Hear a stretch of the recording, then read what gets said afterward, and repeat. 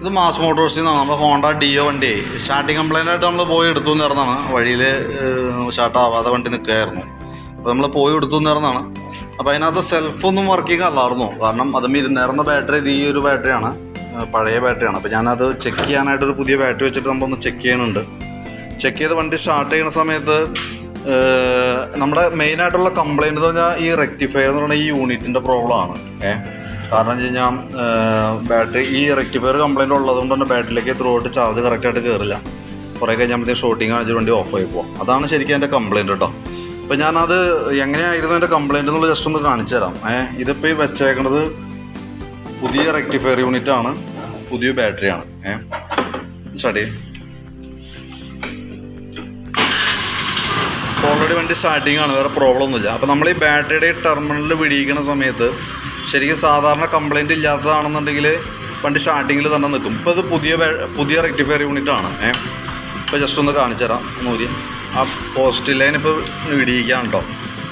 Post line വിടിയിക്കുമ്പോൾ throughout supply ഉള്ളത് കൊണ്ട് തന്നെ ഇത് നിലവിൽ വേറെ യാതൊരു കംപ്ലയിൻറ്റും കാണിക്കില്ല. ഓക്കെയാണ്. കണക്ട് ചെയ്ത്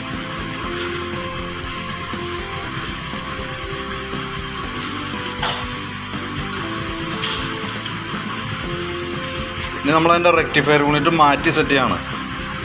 മാറ്റി നമ്മൾ പഴയതിലേക്ക് കണക്ട് ചെയ്യണം കേട്ടോ. ഇതാണ് പുതിയത്, ഇപ്പോൾ പഴയതാണ് നമ്മൾ സെറ്റ് ചെയ്യണം. ഇത് ഇരുന്നേറുന്നത് ഇത് നമ്മൾ ചെക്ക് ചെയ്യാനായിട്ട് എടുത്തേർന്നതാണ് കേട്ടോ. ഇതാണ് പുതിയത്, ഇത് പഴയത്. ഇത് ബാറ്ററി ചെക്ക് ചെയ്യാൻ വേണ്ടിയിട്ട് വെച്ച 2024 മോഡൽ ആമറോണിൻ്റെ പുതിയ ബാറ്ററി വെച്ചാണ്. ഇതും ഇരുന്നേറുന്ന ബാറ്ററി വേറൊരു പഴയ ചാർജും ഇല്ലാത്ത ബാറ്ററിയാണ്.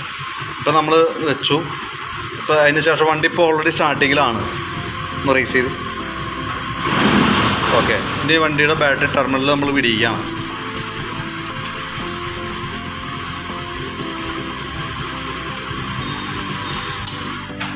വണ്ടി ഓഫായി. വിടിക്കുമ്പോഴത്തേക്കും നല്ല വണ്ടി ഓഫായിരുന്നു. അതിനകത്ത് സംഭവിച്ചത് ഈ റെക്ടിഫയർ യൂണിറ്റ് ഷോർട്ടായിട്ട് കൃത്യമായിട്ട് പ്രോപ്പറായിട്ട് ബാറ്ററിയിലേക്ക് ചാർജ് കയറണില്ല. അതാണ് അതിൻ്റെ മെയിനായിട്ടുള്ള റീസൺ. ഇപ്പോൾ ഞാൻ ബാറ്ററി പുതിയത് ഇപ്പോൾ വെച്ച് ചെക്ക് ചെയ്യാൻ വേണ്ടി വെച്ചാണ്. ഇപ്പോൾ പഴയ ബാറ്ററി തന്നെ വെച്ചാലും വണ്ടി കിക്കറിൽ സ്റ്റാർട്ടാവും. പക്ഷേ ഇത് മാറ്റി വയ്ക്കണം. റെക്ടിഫയർ യൂണിറ്റ് മാറ്റിയാലാണ് കറക്റ്റായിട്ട് വണ്ടി സ്റ്റാർട്ട് ചെയ്ത് നമുക്ക് കൊണ്ടുനടക്കാൻ പറ്റുള്ളൂ.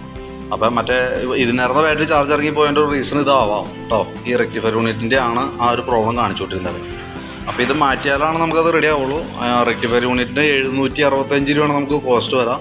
പിന്നെ അതിൻ്റെ ഫിറ്റിംഗ് ചാർജ് നമ്മൾ പോയി എടുത്തതിൻ്റെ എമൗണ്ടും അതിൻ്റെ ഡീറ്റെയിൽസൊക്കെ അടക്കമുള്ള ഒരു എസ്റ്റിമേറ്റ് നോക്കിയിട്ട് അതിൻ്റെ ഡീറ്റെയിൽസ് വാട്സാപ്പിലേക്ക് ഒന്ന് സെൻഡ് ചെയ്യാം.